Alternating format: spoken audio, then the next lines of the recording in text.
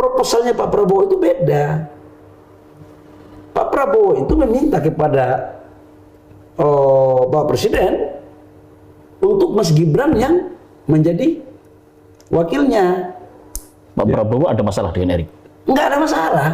Cuma Pak Prabowo kan nggak mau lagi jadi cawapres, nggak mau jadi capres. Dia ingin menjadi capres dan presiden. Iya. Saya tidak tahu pertimbangan apa Pak Prabowo.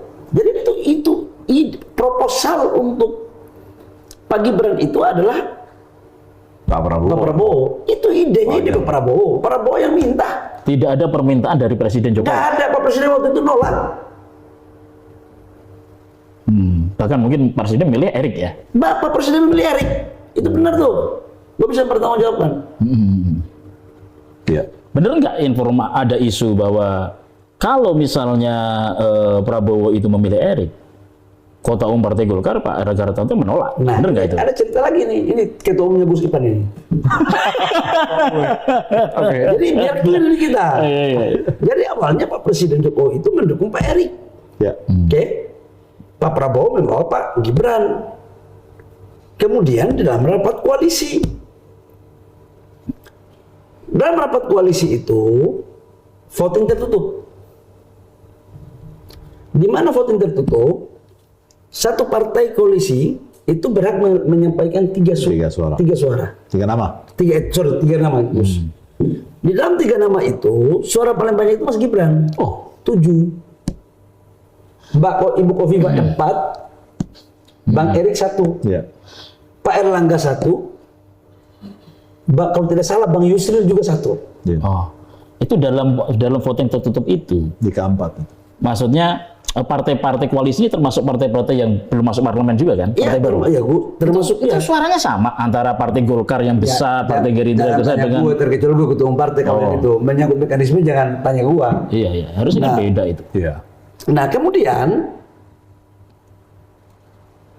Pak Erlangga menyampaikan kalau Pak Erik yang jadi wakil, Golkar keluar dari koalisi.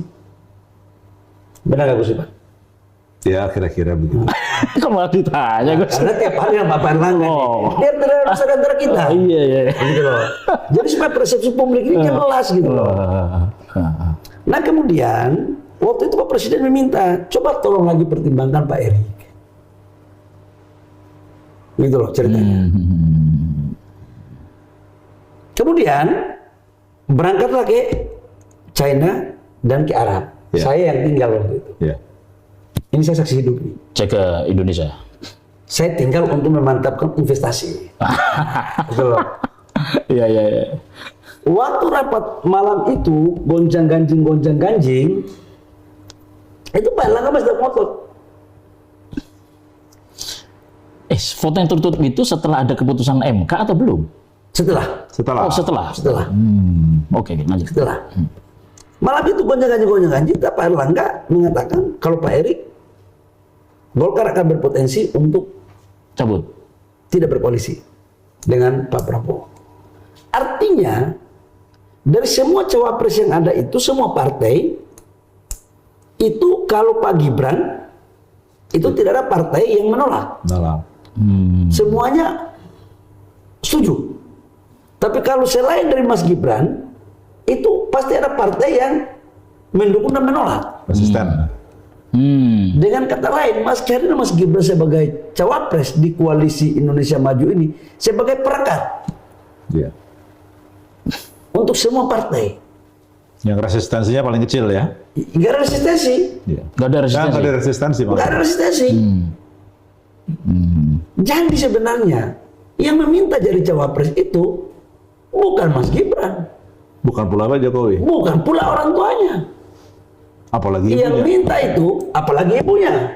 Ini terlalu banyak juga fitnah ini. Informasi ibunya itu nggak ada? Nggak ada itu bos, mana ada. Saya mohon maaf dengan segala hormat ya. Ibu itu mana pernah campur-campur urusan begitu, Pak. Mas Peter kenal banget, dekat banget dengan ibu? Ya tidak terlalu dekat tapi kenal lah. Oke. Tapi tahu lah ya kebiasaan, karakter. Mana pernah kami rapat aja nggak pernah ada ibu. Urusan-urusan begitu yang saya pahami ya, ibu nggak pernah ngurus gitu. Jadi ide yang maunya Mas Gibran ini jadi wapres itu adalah proposal ide dasarnya dari Pak Prabowo Yang kedua, kehendak dari partai-partai. Di mana Mas Gibran dianggap sebagai perekat dari koalisi ini, agar koalisi ini tidak pecah. Ya. Dan itu bisa dicek.